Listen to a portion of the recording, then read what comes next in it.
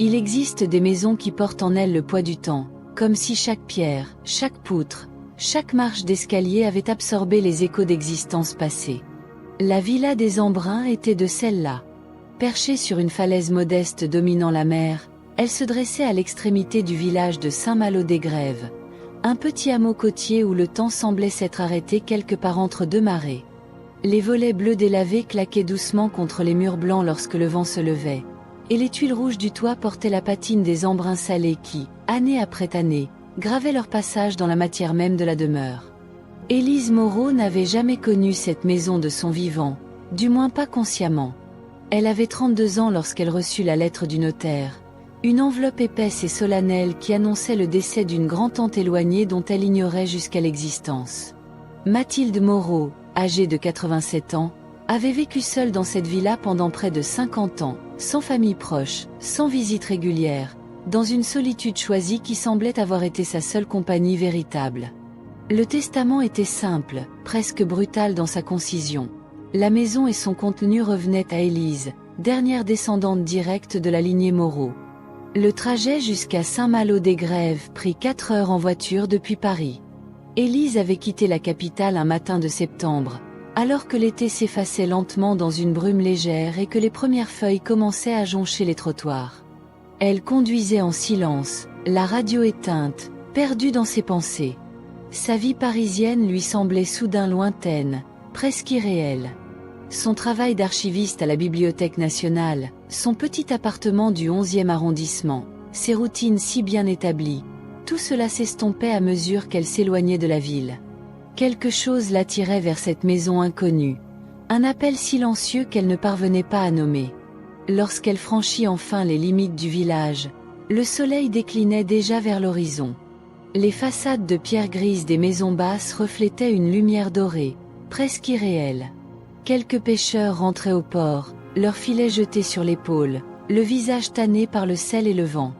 Une vieille femme balayait le seuil de sa boutique, levant à peine les yeux au passage de la voiture étrangère.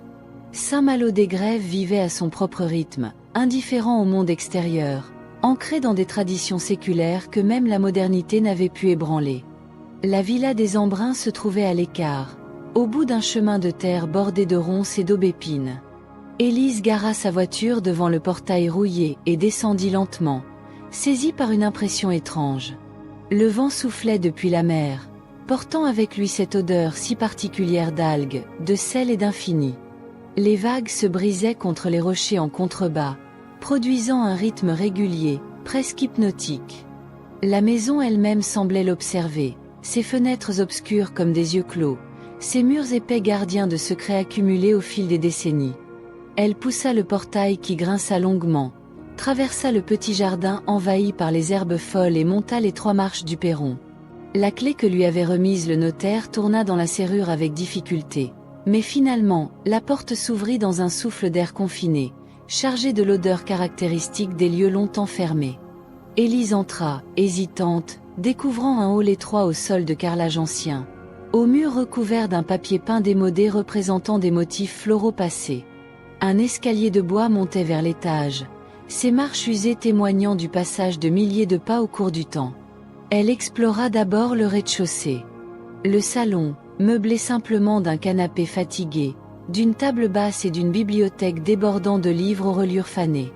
La cuisine, avec sa gazinière d'un autre âge, ses étagères garnies de bocaux poussiéreux et sa table en bois massif poli par l'usage.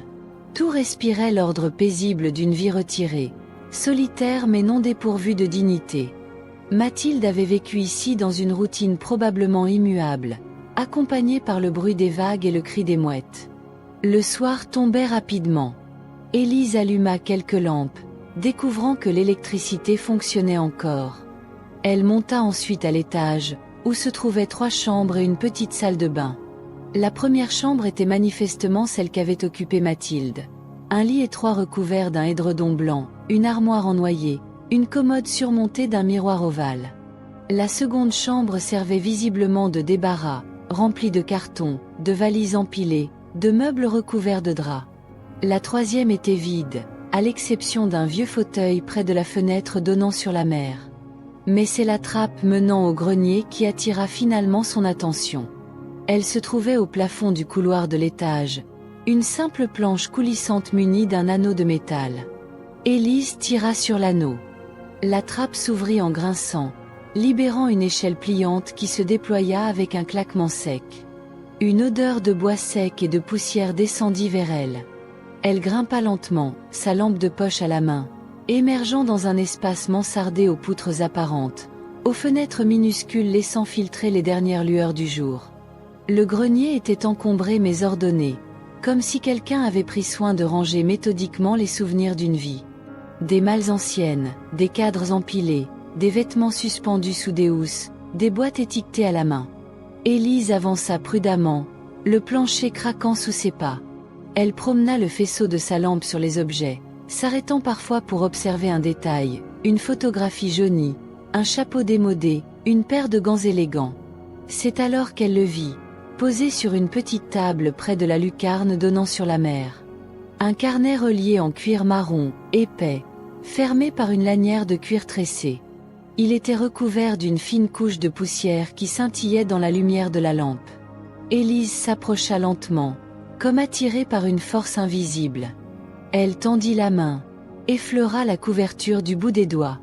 Le cuir était doux, usé par le temps mais encore intact.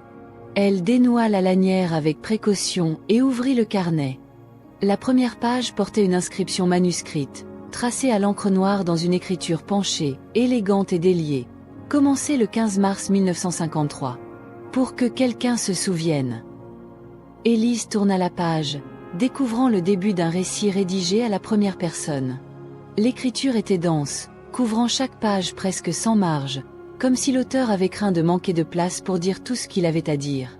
Je ne sais pas pourquoi j'écris ces lignes, commençait le texte. Peut-être parce que le silence de cette maison devient parfois insupportable. Peut-être parce qu'il existe des histoires qui méritent d'être racontées, même si personne ne les lira jamais.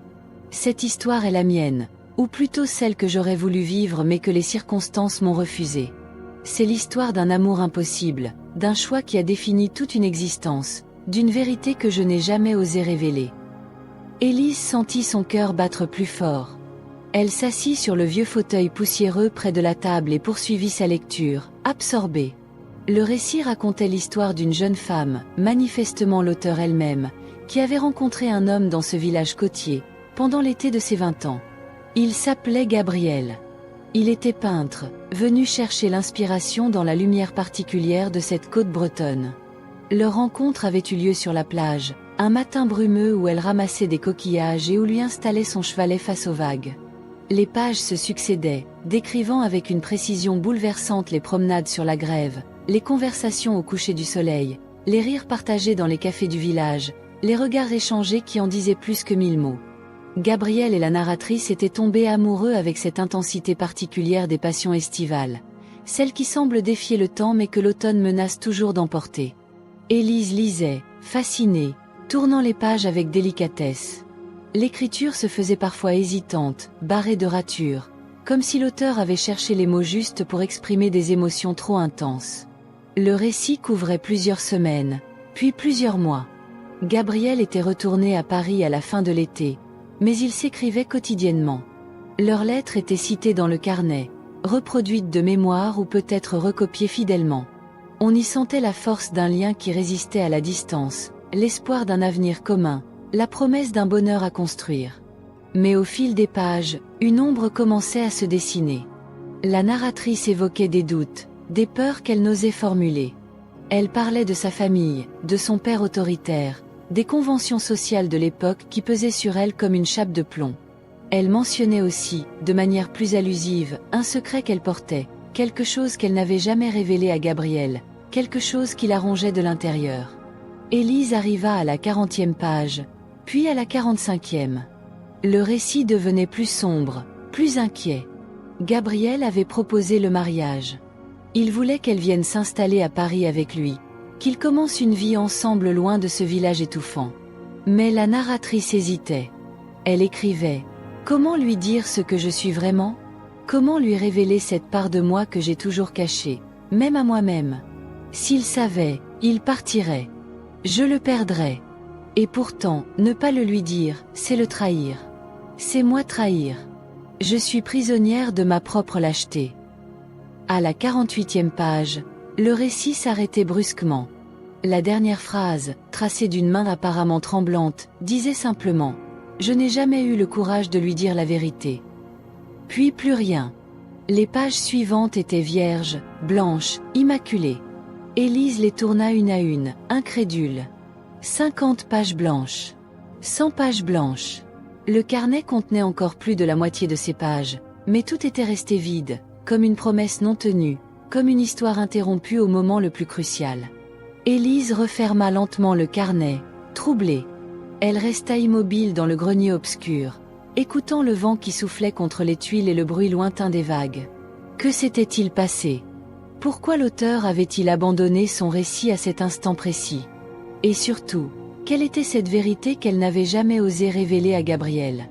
L'archiviste en elle était frustrée par cette histoire inachevée, par ce mystère sans résolution. Mais quelque chose de plus profond la troublait également, une sensation étrange qu'elle ne parvenait pas à identifier. Elle descendit du grenier, emportant le carnet avec elle. Il était tard maintenant, presque minuit.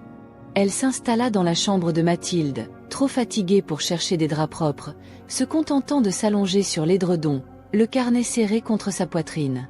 Le bruit des vagues l'accompagna dans un sommeil agité, peuplé de rêves confus où des visages inconnus se mêlaient à des paysages de brume et de mer.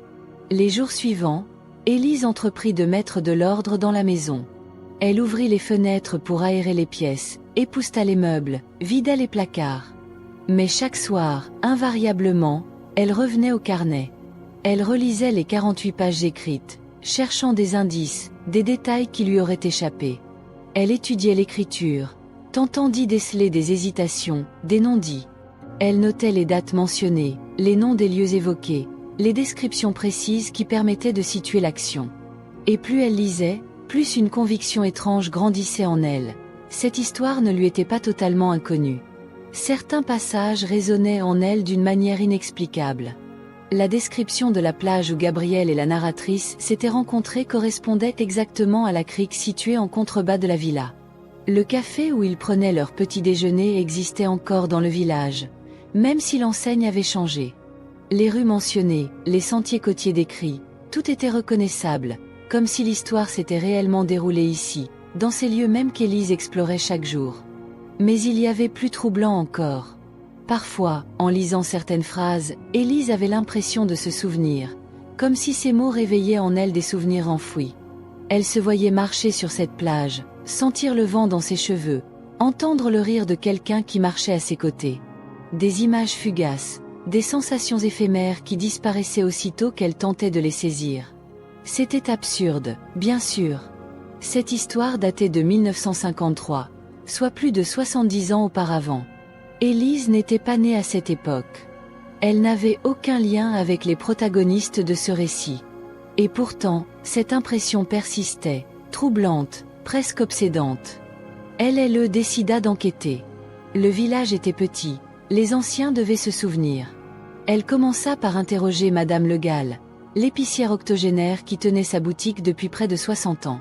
La vieille femme l'accueillit avec curiosité, ravie d'avoir de la compagnie. Oui, elle avait connu Mathilde Moreau. Une femme discrète, réservée, qui venait faire ses courses chaque jeudi matin avec une ponctualité d'horloge. Non, elle n'avait jamais reçu de visite, jamais parlé de sa famille, jamais évoqué son passé. Elle vivait seule, refusant poliment toute tentative de rapprochement de la part des villageois.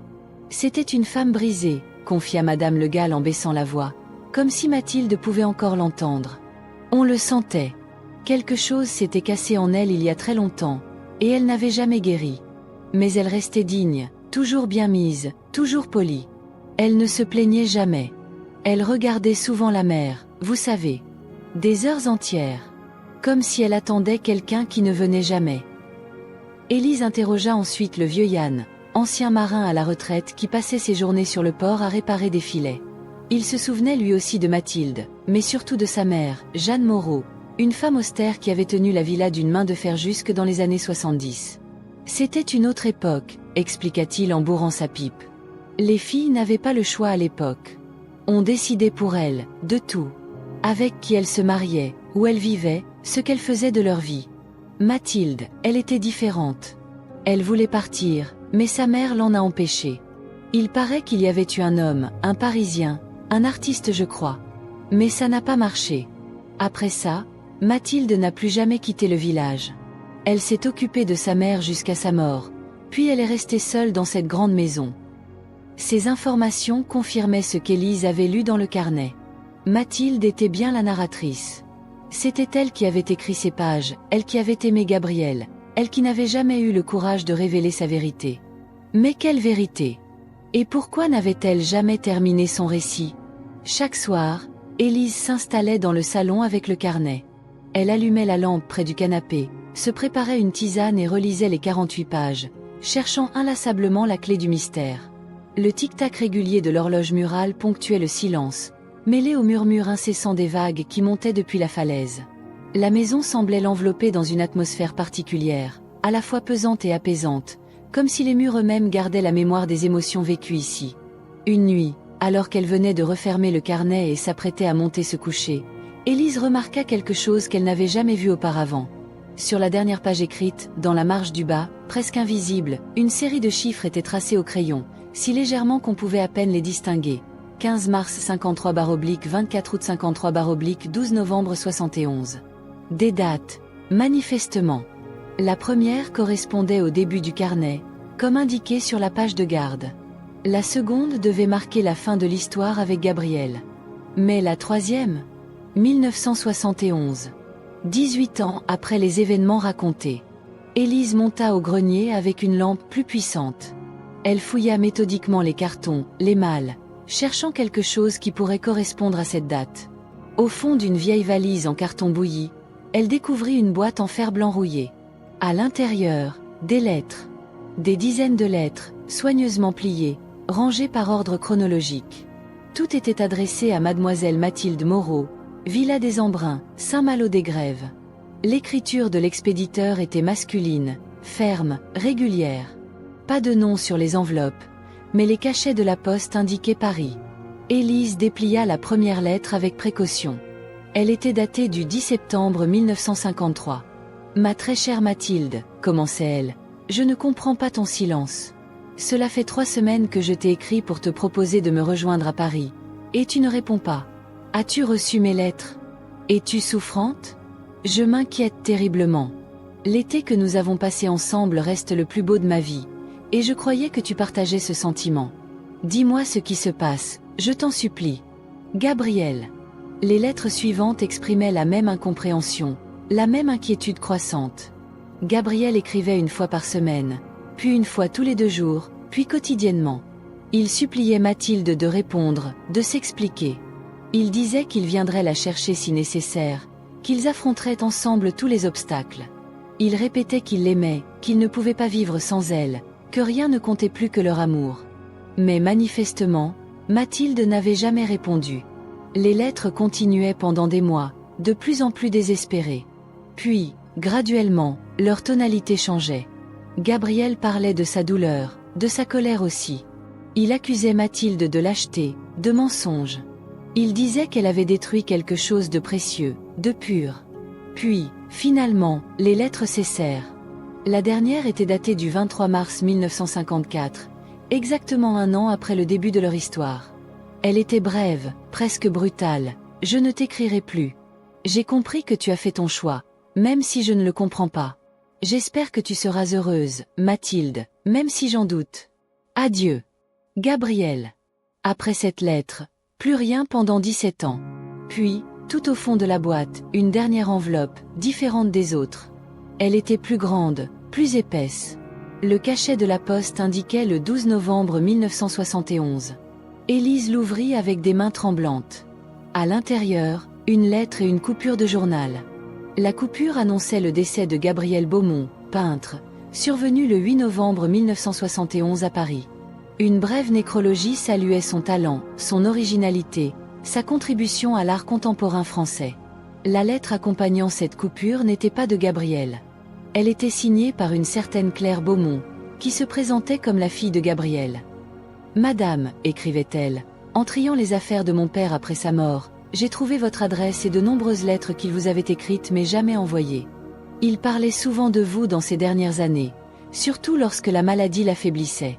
Il disait que vous aviez été le grand amour de sa vie, celui qu'il n'avait jamais compris, celui qu'il n'avait jamais oublié. Il se demandait ce qui s'était passé, pourquoi vous aviez refusé de le suivre. Je pense qu'il vous a aimé jusqu'au bout, même s'il s'est marié et a eu une famille. Je ne sais pas si vous souhaitez recevoir cette lettre, mais j'ai pensé que vous deviez savoir qu'il ne vous avait jamais vraiment quitté.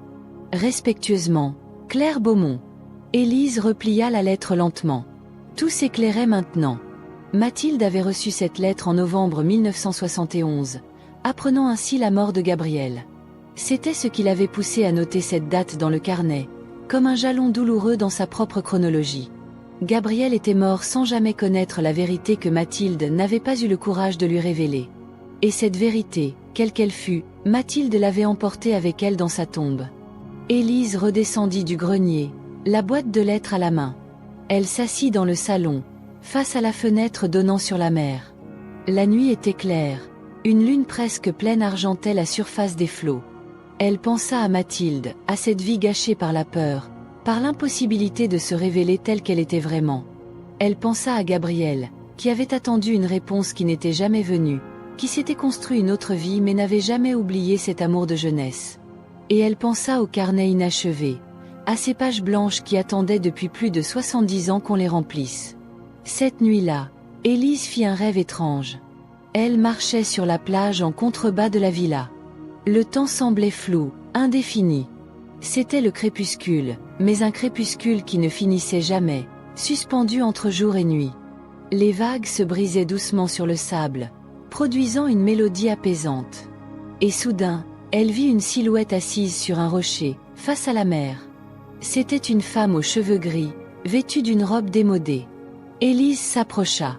La femme se tourna vers elle, et Élise reconnut les traits de Mathilde, tels qu'elle les avait vus sur une vieille photographie trouvée dans la maison.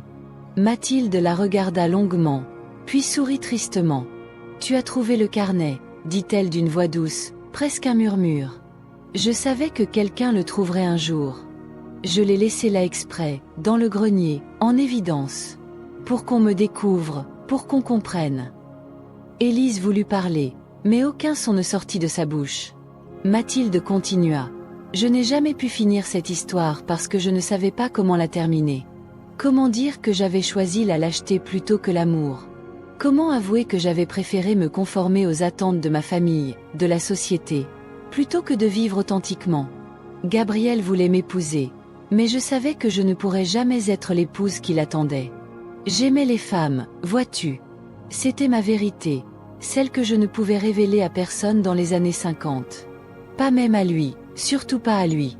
Alors je me suis tue, et j'ai choisi la prison de cette maison plutôt que la liberté du mensonge. » Le rêve se troubla. Mathilde se leva, s'approcha d'Élise et posa sa main sur son épaule. « L'histoire n'a jamais été finie, » murmura-t-elle, « parce que c'est à toi de la terminer. Tu comprends, n'est-ce pas? Chaque génération doit écrire la suite, avec plus de courage que la précédente. Les pages sont là, blanches, qui attendent. Écris ce que je n'ai pas osé écrire. Vis ce que je n'ai pas osé vivre. C'est la seule manière de racheter mon silence. » Élise se réveilla en sursaut. L'aube pointait à travers les rideaux. Elle resta allongée un long moment, le cœur battant, la tête pleine des paroles entendues dans le rêve. Était-ce vraiment un rêve, ou quelque chose de plus? Elle ne savait pas. Mais une certitude l'habitait maintenant, claire et impérieuse. Elle devait finir cette histoire. Elle se leva, descendit au salon. Le carnet était là, posé sur la table basse. Elle l'ouvrit à la première page blanche, juste après la dernière phrase écrite. « Je n'ai jamais eu le courage de lui dire la vérité. » Elle prit un stylo, hésita un instant, puis commença à écrire. Les mots venaient facilement, naturellement, comme s'ils attendaient depuis toujours d'être couchés sur le papier. Mais aujourd'hui, tant d'années après, quelqu'un a trouvé ce carnet. Quelqu'un qui comprend. Alors je vais continuer l'histoire, pas celle qui s'est réellement déroulée, mais celle qui aurait dû se passer. Si j'avais eu le courage. Si l'époque avait été différente. Si la peur ne m'avait pas paralysée.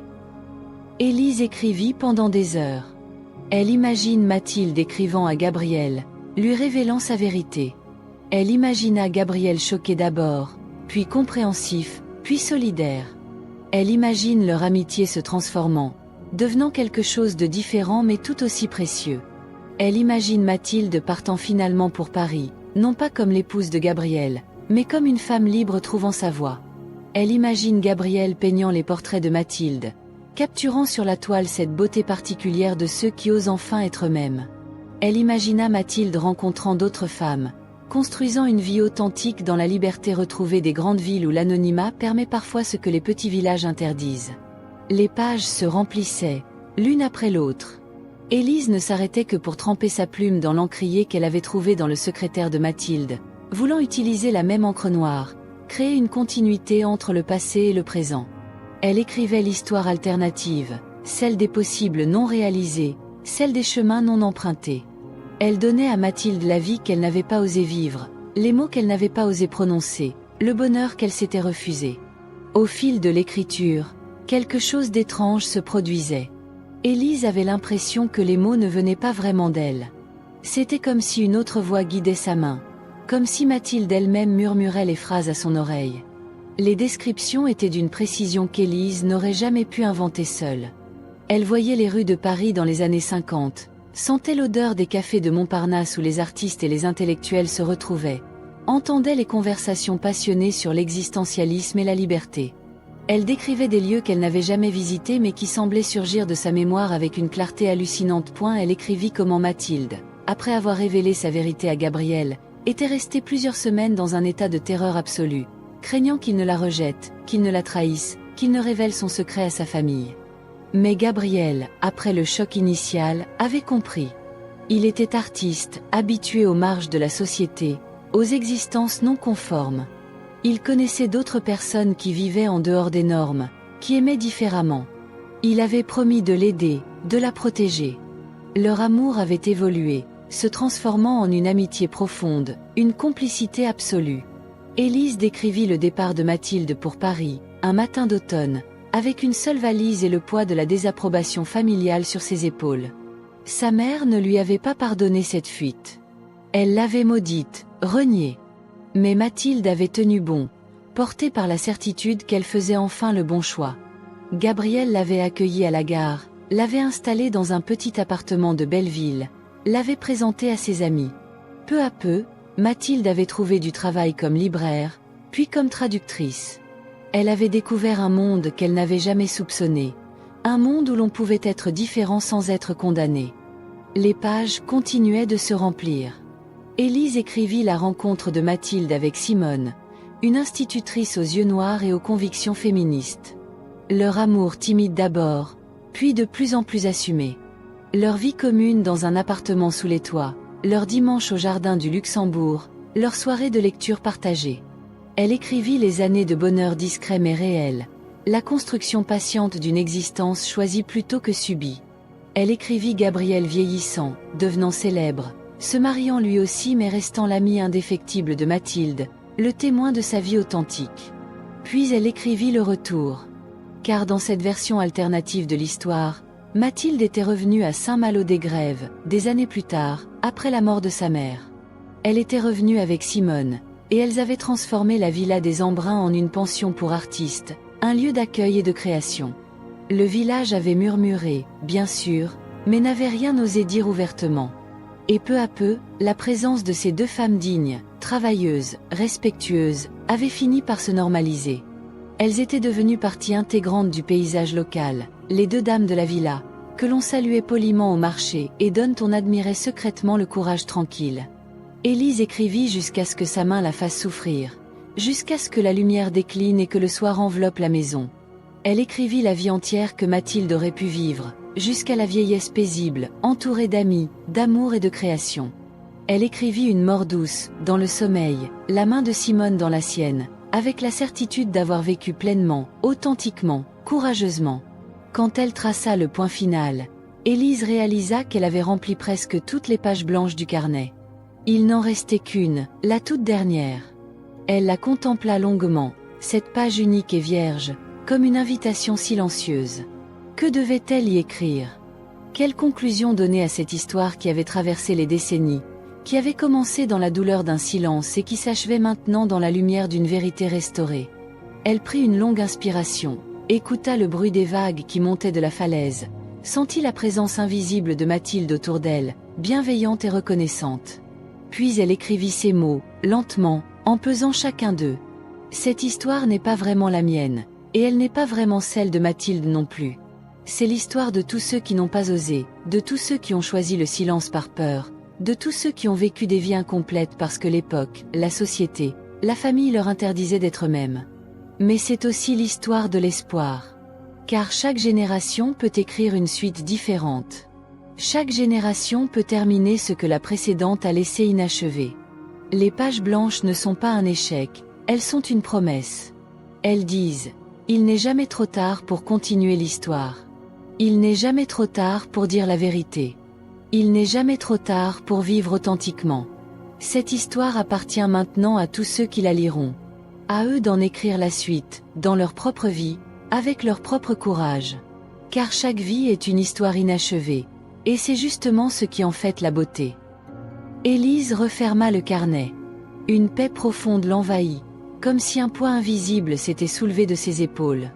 Elle se leva, s'approcha de la fenêtre. La nuit était tombée complètement maintenant. La mer scintillait sous la lune, immense et éternelle. Elle pensa à toutes les histoires que cette mer avait vues passer, tous les drames, tous les amours, toutes les vies vécues sur ces côtes depuis des siècles. Chacune était unique, chacune avait compté, même celle qui n'avait jamais été racontée. Elle monta se coucher, le carnet sous son bras. Pour la première fois depuis son arrivée à la villa des Embruns, elle se sentait réellement chez elle. Cette maison n'était plus seulement l'héritage d'une grand-tante inconnue, c'était un lieu de mémoire, un sanctuaire de vérité longtemps tue, un espace où le passé et le présent pouvaient dialoguer, se comprendre, se réconcilier. Cette nuit-là, Élise fit un autre rêve. Elle était de nouveau sur la plage, mais cette fois elle n'était pas seule. Mathilde marchait à ses côtés, et avec elle une autre femme aux cheveux noirs, que Élise comprit instinctivement être Simone. Elles marchaient toutes les trois en silence, écoutant le bruit des vagues et le cri des mouettes. Puis Gabriel les rejoignit, souriant, un pinceau à la main. Il ne dit rien, se contentant de hocher la tête avec satisfaction, comme s'il approuvait ce qui avait été fait. Ils marchèrent longtemps ensemble, ces quatre silhouettes dans le crépuscule éternel du rêve. Puis, graduellement, les trois figures du passé commencèrent à s'estomper, devenant transparentes, se fondant dans la lumière dorée qui baignait la plage. Avant de disparaître complètement, Mathilde se tourna une dernière fois vers Élise. Elle sourit, un sourire de gratitude infinie, et murmura « Merci d'avoir terminé l'histoire. Merci d'avoir eu le courage que je n'ai pas eu. Maintenant, je peux enfin me reposer. » Élise se réveilla avec le soleil. Elle resta allongée un moment, savourant la sensation de paix qui l'habitait. Puis elle se leva, ouvrit grand les fenêtres de la chambre, laissant entrer l'air marin frais et vivifiant. Une nouvelle journée commençait, pleine de possibilités. Elle descendit préparer du café, s'installa sur la terrasse avec une tasse fumante et le carnet désormais complet. Elle le rouvrit à la dernière page qu'elle avait écrite, relisant ses propres mots. Oui, c'était juste. C'était la conclusion qui convenait. Mais quelque chose manquait encore, un dernier élément pour boucler véritablement cette histoire. Elle réfléchit longuement, puis sut ce qu'elle devait faire. Elle passa les semaines suivantes à mettre en ordre les affaires de Mathilde. Elle ne vendrait pas la maison, décida-t-elle. Elle la transformerait en résidence d'écriture, un lieu où des auteurs, des poètes, des créateurs de tous horizons pourraient venir travailler dans le calme et l'inspiration de cette côte magnifique. La villa des Embruns deviendrait ce qu'elle aurait dû être dans l'histoire alternative. Un refuge pour les âmes créatrices, un espace de liberté et d'authenticité. Elle contacta plusieurs associations littéraires, mit en place une fondation portant le nom de Mathilde. Le carnet, elle décida de le garder précieusement, mais d'en faire réaliser des copies qu'elle distribuerait dans les bibliothèques, les archives, les centres d'histoire LGBTQ+. L'histoire de Mathilde ne resterait pas enfermée dans le silence. Elle serait partagée, lue, comprise.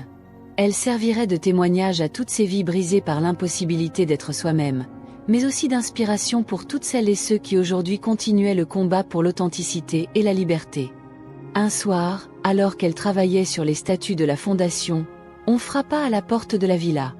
Élise ouvrit, découvrant une femme d'une 60aine d'années, au visage intelligent et ouvert. « Bonsoir, » dit la visiteuse. « Je m'appelle Sophie Beaumont. Je crois que ma grand-mère Claire a écrit à votre grand-tante il y a longtemps. Je suis la petite-fille de Gabriel Beaumont, le peintre. J'ai appris que vous étiez ici, et je voulais vous rencontrer. » Élise l'invita à entrer, le cœur battant. Elles s'installèrent au salon. Sophie expliqua qu'elle faisait des recherches sur son grand-père pour une biographie.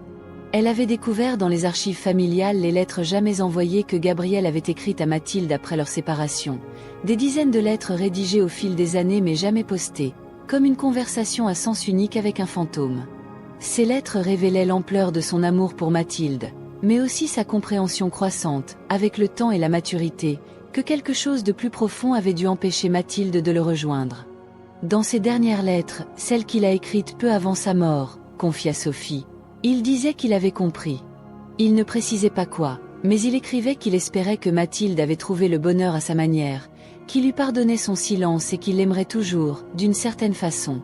C'était très beau et très triste à la fois. Élise sentit les larmes monter à ses yeux. Elle alla chercher le carnet, le tendit à Sophie.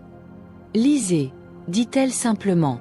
Sophie lut en silence, pendant plus d'une heure, tournant les pages avec précaution. Quand elle arriva à la partie écrite par Élise, elle leva les yeux, interrogative.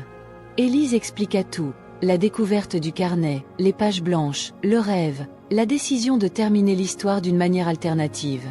Sophie resta silencieuse un long moment après avoir refermé le carnet. Puis elle dit doucement, « Je pense que mon grand-père aurait été heureux de lire cela. Il aurait compris. Il aurait été fier de Mathilde, fier qu'elle ait eu le courage, même sur le papier, même après sa mort, de vivre sa vérité. Et je pense qu'il aurait été content de savoir qu'ils seraient restés amis dans cette version de l'histoire. » Elles parlèrent jusqu'à tard dans la nuit. Sophie apporta des photos de Gabriel, des reproductions de ses tableaux. Certains, réalisés dans les années 50, représentaient une plage qui ressemblait étrangement à celle de Saint-Malo-des-Grèves. « Il est revenu ici, » expliqua Sophie. Plusieurs fois, discrètement. Il peignait cette côte de mémoire, mais il revenait aussi régulièrement pour vérifier ses souvenirs, pour capturer de nouveau cette lumière si particulière. Il n'a jamais essayé de revoir Mathilde, mais je crois qu'il espérait peut-être l'apercevoir au hasard d'une promenade sur la plage. Avant de partir, Sophie fit une proposition, organiser une exposition conjointe, montrant les tableaux de Gabriel aux côtés de l'histoire de Mathilde. Une exposition sur l'amour impossible, les vérités non dites, mais aussi sur la puissance de la création artistique comme moyen de transcender la douleur. Élise accepta immédiatement. Cela donnerait un sens supplémentaire à tout ce qui s'était passé. L'exposition eut lieu 1 an plus tard, dans une galerie parisienne. Elle s'intitulait « Page blanche, toile colorée, dialogue entre deux solitudes ». Les tableaux de Gabriel côtoyaient les pages du carnet, reproduites et agrandies, lisibles par tous. L'histoire de Mathilde et Gabriel touchait profondément les visiteurs. Beaucoup pleuraient en lisant. Certains confiaient leurs propres histoires de silence et de peur, leurs propres regrets de n'avoir pas osé vivre authentiquement. Le soir du vernissage, Élise se tenait dans un coin de la galerie, observant les gens circuler entre les œuvres. Une jeune femme s'approcha d'elle, les yeux rougis. « Merci, » dit-elle simplement. « Merci d'avoir terminé cette histoire. Ma grand-mère a vécu exactement la même chose que Mathilde, mais elle n'a jamais rien écrit, jamais rien dit. Elle est morte en emportant son secret. Lire cette histoire, c'est comme si on avait enfin donné une voix à sa douleur, comme si on avait enfin reconnu son existence. » Élise comprit alors pleinement le sens de ce qui s'était passé. Le carnet de Mathilde n'était pas seulement son histoire personnelle. C'était l'histoire de toute une génération, de tous ceux qui avaient dû choisir entre l'authenticité et la conformité, entre l'amour véritable et l'acceptation sociale. Et en terminant ce carnet, en écrivant la version alternative de l'histoire, Élise avait offert à tous ces silences une forme de rédemption, une reconnaissance, une dignité retrouvée. Elle retourna à Saint-Malo-des-Grèves le cœur léger. La villa des Embruns accueillait maintenant son premier résident en écriture, un jeune poète qui travaillait sur un recueil inspiré par la mer. La maison résonnait de nouveau de présence humaine, de créativité, de vie. Le silence lourd qui l'avait habité pendant si longtemps s'était dissipé, remplacé par une atmosphère de possibilités et d'ouverture. Un soir, Élise retourna sur la plage. C'était l'heure du crépuscule, cette heure magique où le jour hésite à laisser place à la nuit, où la lumière prend des teintes irréelles, dorées et roses. Elle marcha pieds nus sur le sable humide, sentant les vagues lécher ses chevilles. Le vent jouait dans ses cheveux. Les mouettes tournoyaient au-dessus d'elle dans le ciel immense. Elle pensa à Mathilde, à Gabriel, à toutes ces vies qui s'étaient croisées et séparées, à tous ces amours impossibles, à toutes ces vérités tues. Elle pensa aussi aux générations futures, à tous ceux qui auraient la chance de vivre plus librement, plus authentiquement, grâce au courage de ceux qui avaient ouvert la voie, même imparfaitement, même dans la douleur. Elle comprit que c'était cela, finalement, le sens des pages blanches. Elles n'étaient pas un échec ou un abandon. Elles étaient une transmission, une invitation faite aux générations suivantes de continuer l'histoire, d'écrire la suite avec plus de liberté, plus de courage, plus d'authenticité. Chaque génération héritait des pages blanches de la précédente et avait la responsabilité de les remplir d'une manière plus juste, plus vraie, plus humaine. Le soleil touchait maintenant l'horizon, embrassant le ciel d'orange et de pourpre. Élise resta immobile, contemplant ce spectacle éternel et toujours nouveau. Elle sentait la présence invisible de tous ceux qui, avant elle, avaient contemplé ce même spectacle depuis cette même plage. Leurs histoires se mêlaient à la sienne, formant une continuité infinie, une chaîne humaine traversant le temps. Puis elle se retourna et remonta lentement vers la villa. Les fenêtres étaient éclairées. Une fumée s'échappait de la cheminée. La maison vivait, respirait, accueillait. Et dans le grenier, sur la petite table près de la lucarne, le carnet désormais complet attendait, témoin silencieux d'une histoire qui avait finalement trouvé sa conclusion, non pas dans la résolution de ce qui s'était réellement passé, mais dans la création de ce qui aurait pu être, de ce qui aurait dû être, de ce qui serait peut-être un jour pour d'autres. Cette nuit-là, Élise s'endormit paisiblement, bercée par le murmure des vagues et le souffle du vent. Elle ne fit aucun rêve, ou du moins aucun ne lui qu'elle se souviendrait au réveil. Parfois, le sommeil le plus profond est celui qui ne porte aucune image, aucune histoire, qui est simplement repos pur, abandon total, confiance absolue dans la continuité de la vie. Et c'était bien, car chaque vie est une histoire inachevée, et le sommeil en est la plus belle page. C'est dans le sommeil que nous lâchons prise, que nous acceptons de ne pas tout contrôler, de ne pas tout comprendre. C'est dans le sommeil que nous faisons confiance au lendemain pour écrire la suite. C'est dans le sommeil que nous retrouvons cette innocence première, celle qui ne juge pas, qui n'a pas peur, qui accepte simplement d'être. Le carnet de Mathilde était terminé. Mais combien d'autres carnets attendaient encore, dans combien de greniers, de tiroirs oubliés, de boîtes poussiéreuses? Combien d'histoires restaient à découvrir, à terminer, à offrir au monde? Chacune avait son importance. Chacune méritait d'être entendue. Chacune contenait une parcelle de vérité humaine qui, une fois révélée, enrichissait la compréhension collective de ce que signifie vivre, aimer, espérer, souffrir, choisir. Et toi, qui écoutes cette histoire maintenant, dans le silence de ta chambre, dans l'intimité de ta nuit, peut-être as-tu toi aussi des pages blanches qui attendent. Des vérités non dites, des rêves non réalisés, des courages non trouvés. Peut-être portes-tu en toi une histoire inachevée, quelque chose que tu n'as pas osé vivre, pas osé dire, pas osé être. Cette histoire est là pour te rappeler qu'il n'est jamais trop tard. Les pages blanches ne sont pas une condamnation, elles sont une promesse. Elles disent, tu peux encore écrire la suite. Tu peux encore choisir l'authenticité. Tu peux encore terminer ton histoire d'une manière qui te ressemble vraiment. Alors, tandis que tu glisses doucement vers le sommeil, emporte avec toi cette pensée. Demain est une page blanche. Et c'est toi qui tiens la plume. Merci d'avoir passé ce moment avec moi. J'espère que cette histoire t'a apporté un peu de calme et de sérénité. Souviens-toi, tu peux toujours revenir ici chaque fois que tu as besoin d'un instant pour toi, pour te détendre, ou juste écouter une belle histoire. Prends soin de toi, et surtout n'oublie pas que chaque jour est une nouvelle page à écrire. Si cette histoire t'a touché, n'hésite pas à liker cette vidéo et à t'abonner à la chaîne pour découvrir d'autres récits apaisants. Je te dis à très bientôt pour une autre histoire, un autre voyage. Bonne nuit, et fais de beaux rêves.